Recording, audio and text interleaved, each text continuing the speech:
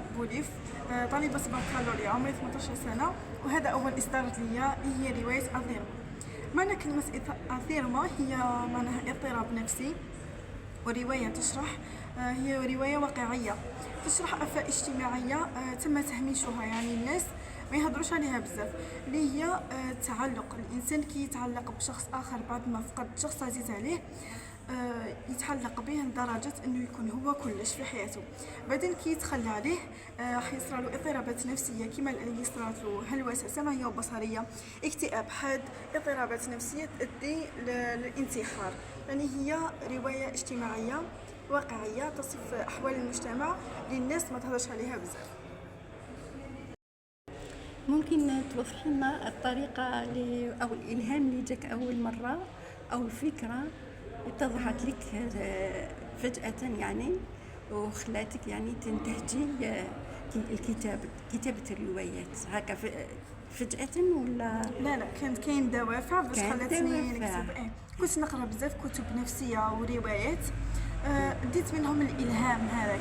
وكما كل انسان نقعد هكا نسكرولي في التيك توك في الانستا، لقيت بزاف مواضيع تهضر على علم النفس والامراض النفسيه بصفه عامه.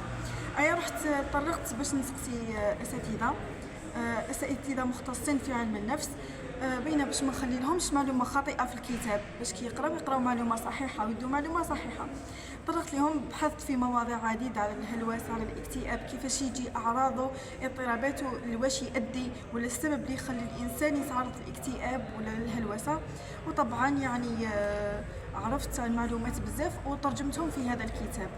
يعني هو يصف عندنا البطله اسمها نجمه، هي فتاة في 25 من عمرها، فقدت أمها، اللي هو الأم هو شخص عزيز علينا في الدنيا كي نفقدوه، يعني شغل فقدنا الحياة.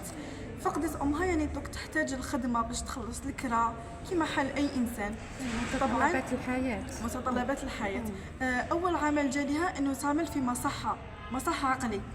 طبعا قبلت هذا العمل بس ما عندهاش شانس واحدة أخرى تقبلها. راحت طبعا كيما بدات تمد الامراض، تمد لهم جرعات ايجابيه، تمد لهم الدواء، تحفزهم.